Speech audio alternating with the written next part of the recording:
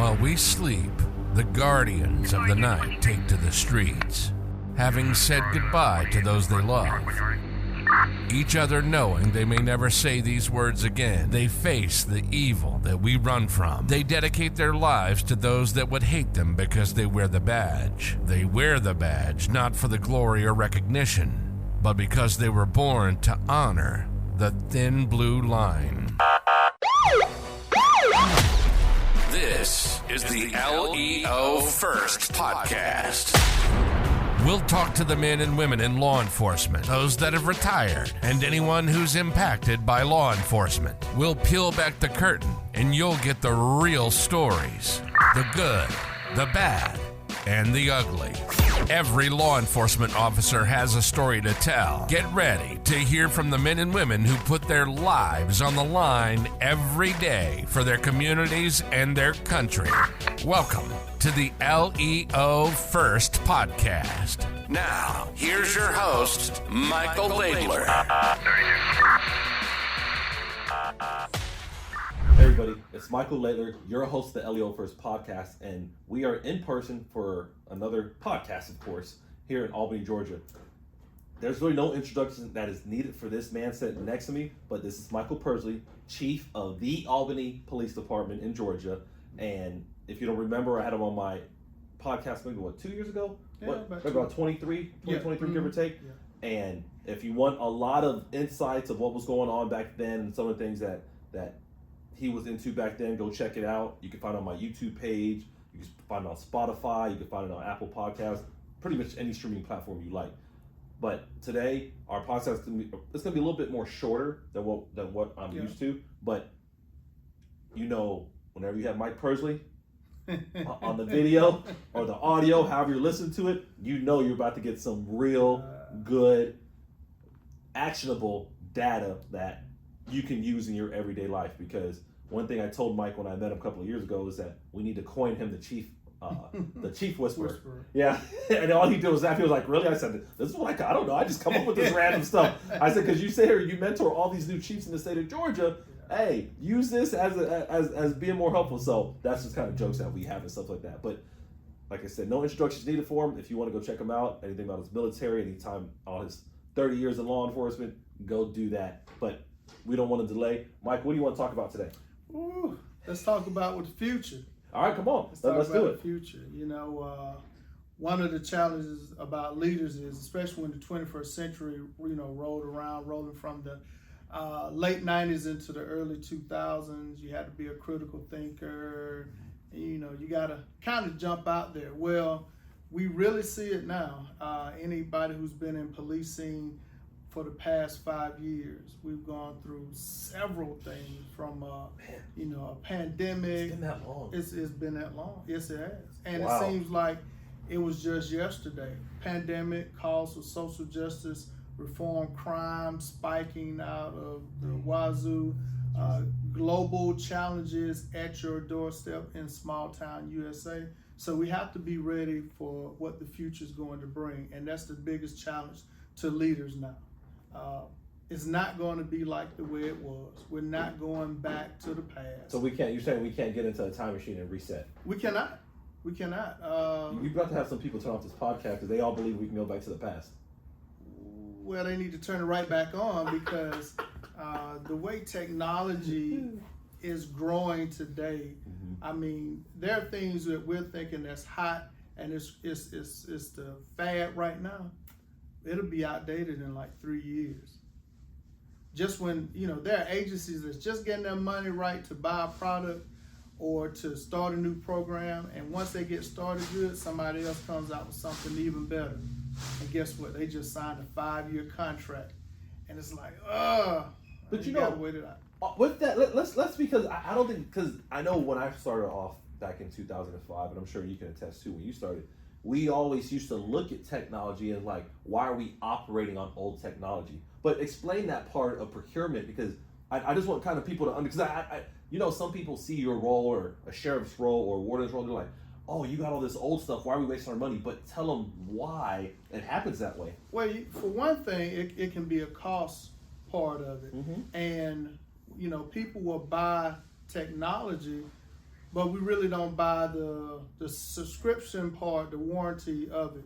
So you get a piece of technology and you kind of stuck with it, and it's like, it's too expensive to buy new stuff, so let's just kind of piecemeal what we have, because if we'd have bought the subscription, the warranty, we would have gotten some updates along the way. Well, you're not really thinking about that as much, because I think some people are just used to, once this thing is built, this piece of equipment, it will last. So, you get these lifetime warranties.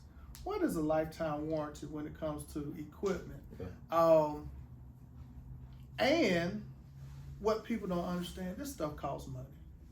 I think that's what that's what I didn't. I mean, when I started off, I didn't know. I just thought things came free. Nah, it costs money, and for most municipalities, I want people to understand, if you want the newest and latest and greatest stuff, that means that the monies from your city council, city commission, they have to tell, hey, we'll have to put in the budget, we need to allocate X number of dollars. Right. Well, where are these dollars coming from? They're not coming from grants. They're not coming from donations from private donors. They're coming from taxpayers. It's whatever's in the pot right now. Whatever's in the pot. So if we don't have enough in the pot, you got to stick with what you got and make it work until either A, you can get the funding for it, or B, I don't know, work some kind of deal to where, hey, let me trade in this Hachitachi 5000 for the premier, 20, Samsung or so, something like that. We may have to do that. So with that, and one of the things I talked about in Alabama last month was change, especially leadership change. Yeah.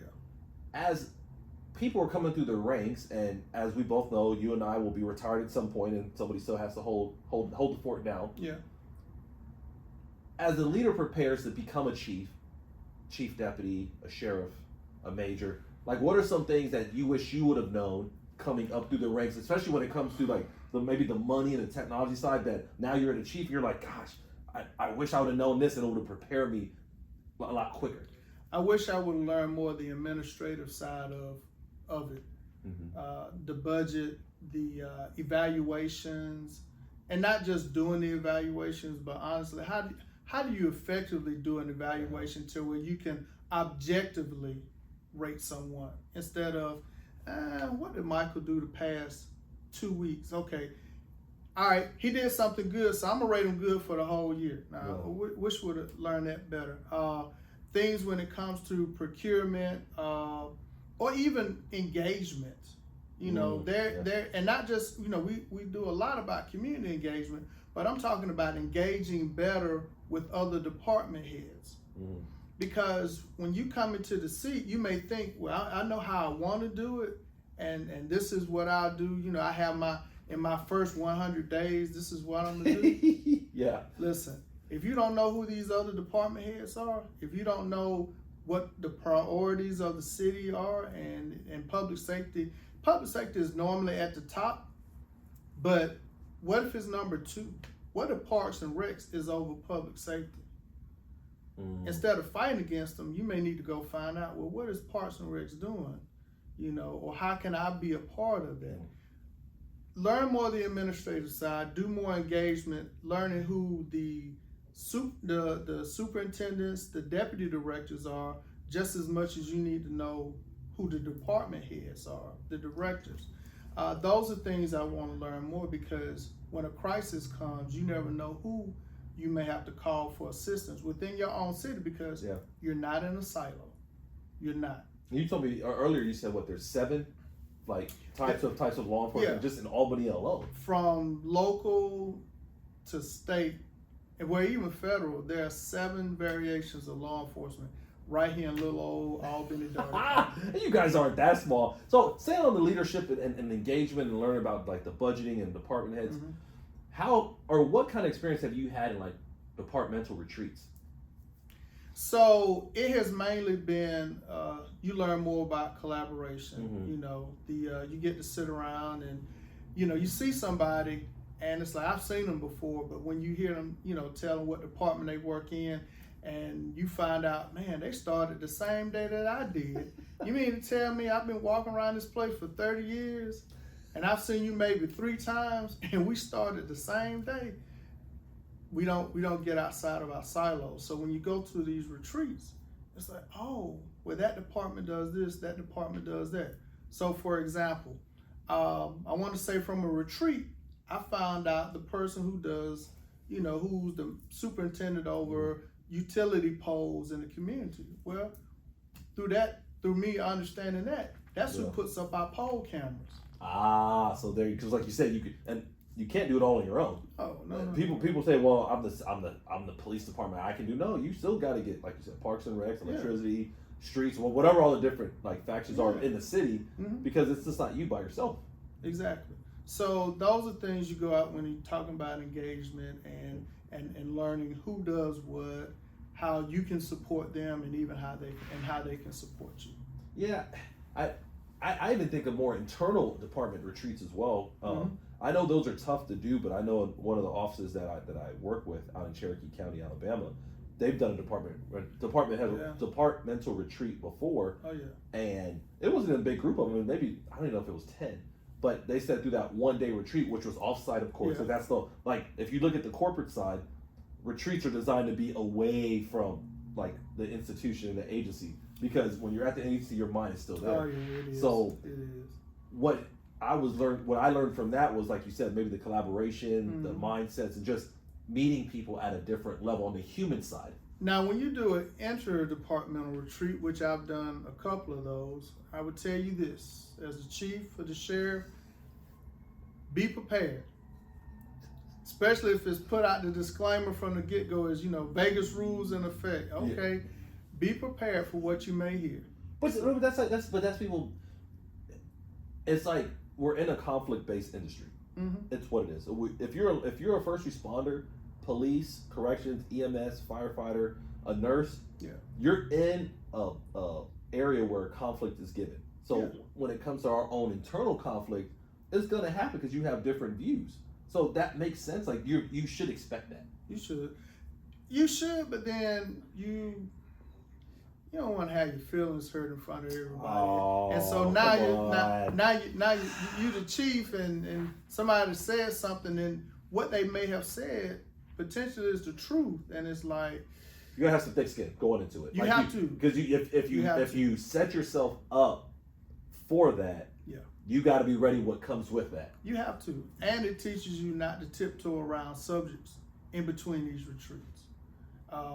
If it's something out there that needs to be addressed, listen, you got to have the courage to go out and address it, because if not, it'll come back up at a retreat, and then you can't get in your feelings, because sometimes people just need to get those things cleared up before we can actually get to the work at hand. I mean, growing up, think about it. We would have disputes, especially with our cousins or our siblings and stuff like that, and we could fight at lunch, and by dinner we're playing again. Yeah. And that's how it has to be, kind of, especially. I mean, law enforcement, it's fine to have disagreements, especially in leadership ranks. It's just you just got to kind of be ready for. You got to be ready for what's coming. So someone needs to go try to do a huddle one day. Just take everybody out into bring your staff, and not your immediate staff, and just say, hey, we're gonna have a huddle and stand out here in this huddle. All right, listen, whatever we say here it stays right here, and just go around and let everybody say what they got to say. It's like, okay, fine, you said it. We're gonna address what we can, but once we leave this huddle break, we're gonna go, and you may need that sometime. You may need it. Not May, you do need that. Mike, I will tell you. But that's how you get the honest side of people. Because you want them to be genuine with you. You don't want, because what ends up happening if you don't do that and they go talk behind your back, now you're mad about that. And it comes back at your level, the higher you go, people are like, oh, that person, it always comes back. Like somebody's gonna leak information to you, like, hey, you know what Later said about Persley? You know what he said about the chief right now? So it's better just to get it out there so there's not miscommunication. Because the worst phrase you can hear after something has occurred, somebody's upset about something, well, the chief said or the sheriff said, and you're like, when did I say that? I don't remember. You don't remember you said? No, I don't. I don't remember that. It might be just a lot of times it's a misinterpretation of what you said. Oh, yeah. You said one thing, but their ears heard another. Heard another thing, and that's why you have to be careful with what you say, because you said everything that you say, people, hey, that is it. That's the gospel is written in stone. So that's a part about leaders. When you talk about the communication, that's another part. If I, how could I have gotten better in my written and verbal communication skills? Yeah, that's important. Especially as a leader. And definitely. So those are those small things, because you can make as many arrests, you can, do all the great cases. You was the best traffic officer ever. That's good, but those really don't help you as much when you're sitting behind the desk and you're making decisions every single day, and you're just preparing you're coming out of one crisis and preparing to go into the next one. And then you're reading all the reports that are coming from it. And then 9 times out of 10, being a chief or the higher you go, it's your name that ends up being the last one on there. It's the last one on there, but it's one of the first names at the top of that lawsuit. It's definitely so-and-so versus chief of police, Michael Persley. It's definitely that. And everybody that was involved, they're somewhere in the body of that abstract or the body of the case, but your name's definitely at the top. Oh, yeah, definitely. Even if it's your day off. Yeah, you weren't even there. You weren't even in the country. You're like, I think I was on vacation. Yeah. The military taught me when I went through officer candidate school is that as a leader, you're responsible for everything that your people do and what they fail to do. You cannot point, you can't finger point, you're it. And when you asked to be the chief or you asked to be elective sheriff and you got it just understood, you took that on. You're responsible for everything your people do and what they fail to do. And if it's anybody who disagrees with it, you need to check your leadership ability. You need to check your leadership skill, because you are the front facer. And you have to accept that role and take it with pride and do the right thing. No, I agree. And I'm not a political person at all. But in your leadership role, especially as a chief, like some of the things you see going on right now, how do you prepare as a person and eventually prepare your agency for all the changes you see going around the country right now? I take the standpoint that it's not a matter of if but when. And if we're going to end up on social media somewhere, let it be because, hey, that was a good example. Yeah. When another thing I got from the military, if you ever go to any DFACs, a chow hall in the military, and you'll see that it's on the news. Why is it on the news? Because I was taught that you follow current events because you don't know what country you're going to be in tomorrow. Yeah.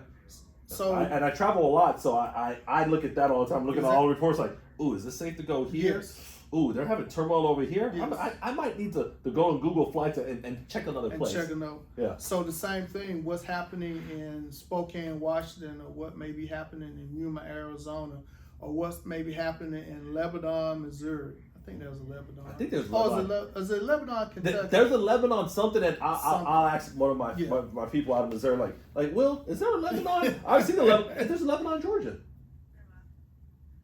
Zebulon. Okay. Yeah. Okay. Zebulon. Okay. Now you're gonna have people. You're gonna have people. We're like, y'all can pause. They can pause to go check. Where in the United States is there a city called Lebanon? I've seen. Is it Texas? It's either Missouri or Kentucky, and it's a significance to it. I think it's the center of the United States. It has to be Missouri. So Kentucky's too far east, though. Yeah, I think it is. It has to be Missouri. But whatever happens there, you got to think. Okay, if that same thing happened here in Albany, how would we respond to it?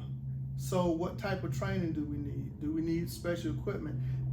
Is it something is it just a simple discussion? Hey, tell all the supervisors when we do roll call, here's a topic we need to talk about and get feedback. Because I can stand there and talk to all the junior officers, but I need to hear from them. Hey, did they see it? Okay, yeah, so what did you think about it? It's not a matter of if, but when. So let's be prepared. And sometimes we may identify that we can't do it alone. So this is a discussion I need to have with the sheriff's office. This is a discussion I need to have with the state patrol, the county police, our 2 colleges here, the technical college police and the university police. back in October, we just had a mass shooting out on our university college for homecoming. Yeah. And that brought everybody there. So all of that alert training we've done, responding to active shooter, responding to crisis, it all kicked in. Yeah. And it's like, wow. And guess what? I wasn't even in the state. I was off at the IACP conference when it happened. But I'm getting to play by play. Oh, you definitely, yeah. It ain't one of those things that you could just, yeah. So it's like, okay, I'm out of the picture, but I'm hearing how my people are responding. It's like, I couldn't have been more proud of them. Why? Because we saw things that were happening elsewhere. Are we ready for it? It's not a matter of if, but it's a matter of when it will happen. Especially here in the U.S. There's Yes. we get, outside of like actual wars, but we get a lot of the random violent acts, or definitely like the active shooters is very prominent. Like, I don't know the stats, but I think we have more than other countries, at least media publicized. So so we have a lot of publicized active shooters. So I remember when I was early police officer back in like 05, 06, and we used to do like active shooter training. And it wasn't really big back. I mean, you had Columbine, that was not too before that, but it wasn't a lot after that, like around that time. Since then, there's been a couple. It's been a couple. Yes, Yes. But even then, like, we were preparing in Tallahassee that if it ever does come, what are we doing? And we used to always have the conspiracy theory type people like, hey, this is going on, it's probably coming to Tallahassee next week. And we're like, hey, we got to be ready. But you're right, though. It's never a matter of if, but it's a matter of when, especially when you're in the leadership role. Yes. And so you have to be ready and you have to be prepared. After every critical incident, I believe that every chief across the country and even every sheriff, you need to have an AAR. I agree. You have to. And if you can reach out to the affected agency, being respectable and in due time, reach out to them. If you get to sit there and listen to after action reports that they've done over these critical events, go to those, pay attention to it, jot down some lessons learned, come back and share it with your people. Don't just keep it in a notebook somewhere. Share it with your people because they need it. Because you're going to be out of town at some point, out of country, out of pocket, or maybe you just retired and you want your people to be, you want them to succeed. You do. And you have to, look forward facing. Like, you can be my deputy chief and I can groom you and tell you every single thing that however long you sit up under me, I can give you every single thing. But the day that you sit in my seat and I'm gone, something's probably going to happen that didn't happen that entire time. We never even talked about it. And there's no use in calling me because I don't know what to tell you. I hadn't faced that myself. So everyone needs to think about the next 10 to 15 years. The people who will be on your police force who will in the next 10 to 15 years are between the ages of 10 and 15 now. You have the newer patrol officers. I didn't think about that. And my son falls in that window. I mean, in 10, 15 years. He'll be in the workforce. He can be here in 10 years. He'll be he'll be workforce. He'll be in there. Your junior officers, your first line supervisors, potentially will be your captains, majors, and even chiefs in the next 10 to 15 years. Are they ready? And not even, and obviously, if you're talking about just your agency, they may not get the chief, but you got officers right now that can go to some very small department somewhere in this country. Somewhere. And they can be a chief of police right now. Exactly, they can. So, or even a sheriff. And most of them, hey, you become, say you came from a big department, you go to a sheriff's office, and you know a lot, or you have good connections, influence. That's great. So it's not as much as the department preparing you as you're preparing yourself.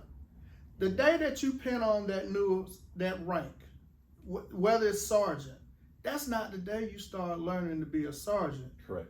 You've shown that prior too. The day that you put on the title of being chief, that's not the day that you start. You should have been preparing for that. You should have been preparing. So for everyone who's listening, let me say this. It's not the responsibility of the agency to get you prepared. The agency gives you opportunities. Mm-hmm. I would say it is 70% your responsibility to make sure you go out and you prepare yourself. You have to. And there's opportunities everywhere. And there are. Now, you get in there, 30% is on the agency to say, okay, well, once we promote you to sergeant, then we'll send you to some type of leadership training. some leadership training. That's the small part. But you have to do your other part. Mm-hmm. Can I give a shout out to somebody? Of course. Dave Anderson wrote a book, Becoming a Leader of Character. Yeah. Did I order the book yet? If not, Dave, I'm sorry. I will tell you. I meant to order. I think he called me when I was out of town. That's why. Dave, I'll give him a copy. I'm a text like, hey, you better listen to this part of the podcast. We talked about you, Dave, so don't be bucking on us. Dave is coming to a town near you soon. But he talks about the 6 habits of making of having good character. What makes a good leader, and it's character. Mm-hmm. There are things you have to do on your own to prepare you for what lies ahead. Not how it used to be. We're not going back to that. We hit that early. We ain't going back. We're not going back. Even if you want to, you ain't going back. You cannot go back. But we're all going forward. And that's what people have to start looking forward. What is out there? What is in the tea leaves? What's the most common thing? What is being asked for? Yeah. Prepare yourself for that. Take the initiative. Because when you don't take the initiative, things are just going to catch up on you. I think that like we've said and you've said it extensively. It's never a matter of if; it's when it's going to happen, and either you're going to have your pants up or pants down when it happens. And I'd rather have my pants up when the process comes, because you try to run with your pants down, it never works out. That's how we catch some people, because the pants fall down. And I don't want to be caught off guard, because it's not worth it to myself, my family, or the community that I serve. So with that said, like I told people, we're going to be a modified. Obviously, you know what? You and I can go for we can be here for 6-7 hours talking, and we got the lights will be shutting off, and people will be looking crazy. If people are looking to find you, Michael Persley, what are some avenues they can find you in today? Well, right here at the Albany Police Department. Which city's nicer than you try to make it sound? I mean, there's a Publix. So, shout out the Publix on here. I have my sub today. I know you shot that. They got a Publix. I was shot. My mouth was watering, and I had Publix for lunch. Matter of fact, we have 2 Publix within 10 minutes of each other. And they said another one's Lee County? Lee County. Yeah, I did hear that. Mm-hmm. All right, so you said, so they can find you here? Here at Albany Police Department. My email is Persley, MPERSLEY at albanyga.gov. My office phone number is 229-431-2100, but you can also find me on LinkedIn, and I have a Facebook page. Both are under my name, Michael Persley. Yeah. I don't have anything to hide, You ain't ducking. Is what you said. I'm not ducking. Yeah, I'm not young Gotti at free everybody. That's not me. My name is there. It's a.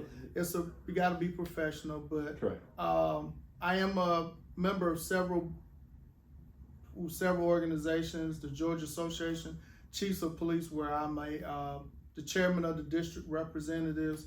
I also currently sit on the IACP board of directors. I'm the Southeast Region rep for mid-sized agencies under IACP and a couple of other committees that I sit on. And I'm here. I'm not like you yet, but I don't know. You named a lot of committees. That's a lot of things to be on. I travel and I meet a lot of people, but I know all these other committees. Well, it's to me, yeah. It's not about the, I just want to make connections, because that way, the more connections I make, that means the more opportunities I can expose my people to. I agree. Yeah. I agree. That's one of the.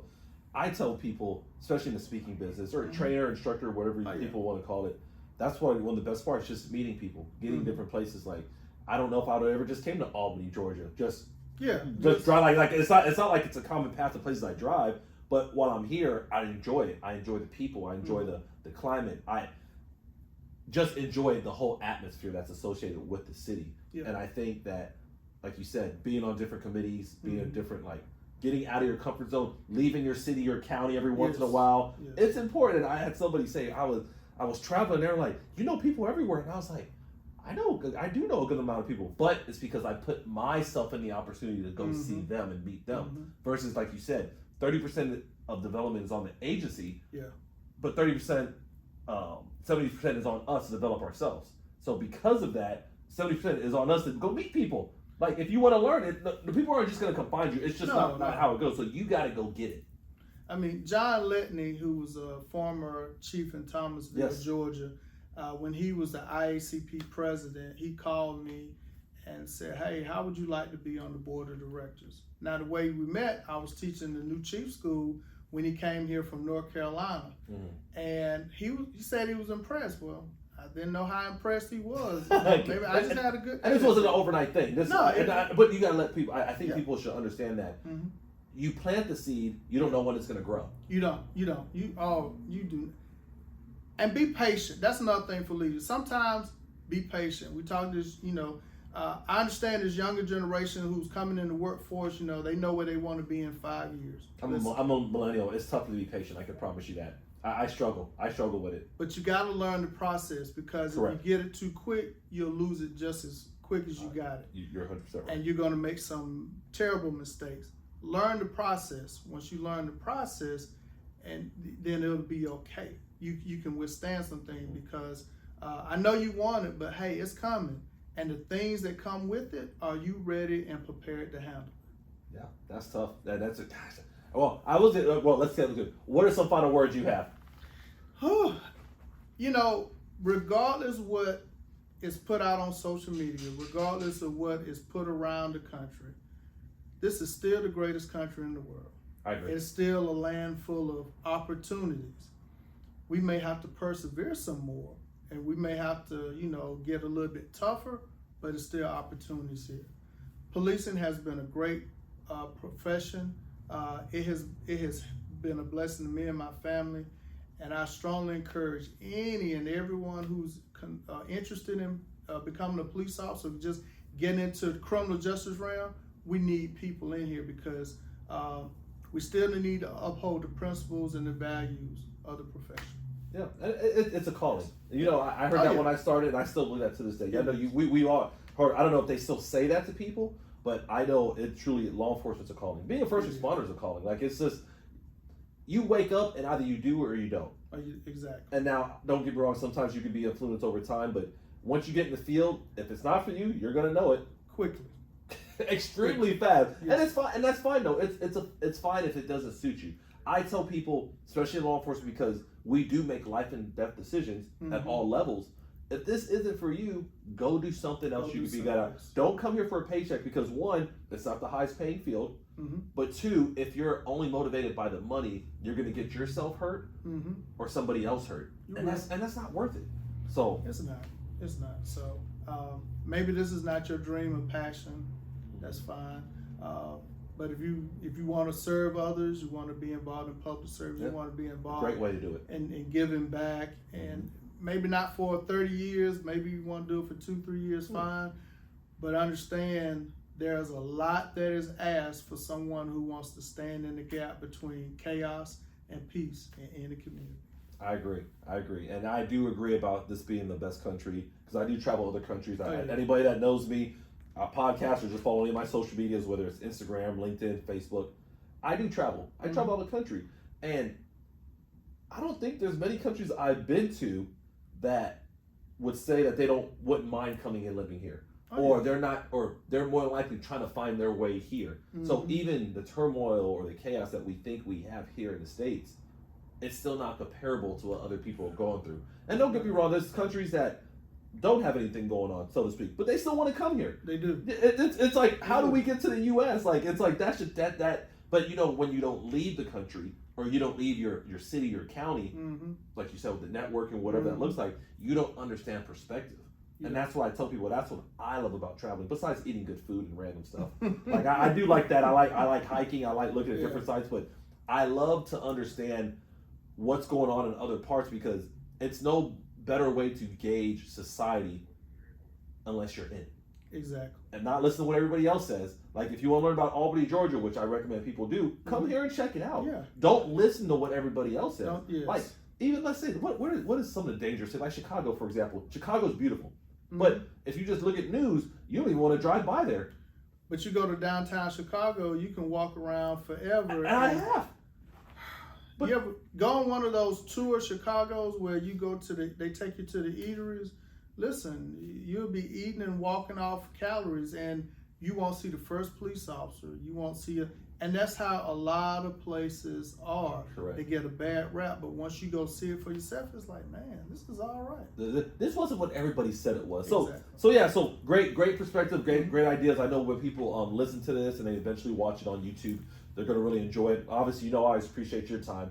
Well, I know we always have great conversations, very intuitive and very forth thinking, and I know I always appreciate it because I always learn something. But for the sake of time and the sake of the viewers and me trying to keep it within that time frame, I'm just gonna say anybody that hasn't, make sure they check you out. Make sure that they follow you on Facebook, LinkedIn, hit you up on email because I know you are receptive. You are responsive, so you're not one of the chiefs that say I'm gonna respond and you don't look back until 3 weeks and you're like, did I email you? I think you emailed me like 3 weeks ago, 3 years. I don't know. So I know that's good because obviously you have that level of leadership within you, and then you push it around to others. So for those that are watching, thank you for watching. Make sure you hit that like, subscribe, and notification button, and make sure you're following me on all the platforms. Make sure you're keeping up because we always have amazing guests like Mike Persley on here, and the insights that you get from active law enforcement officers making active decisions is second to none.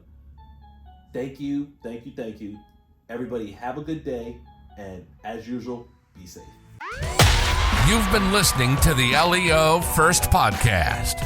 Michael has been in law enforcement since 2005. He's worked for 3 law enforcement agencies in 3 different states. He's a professional speaker who travels the country teaching about leadership development and self-awareness. And he's the author of a book called Greatness Beyond the Badge: The 3 Key Principles for Self-Awareness.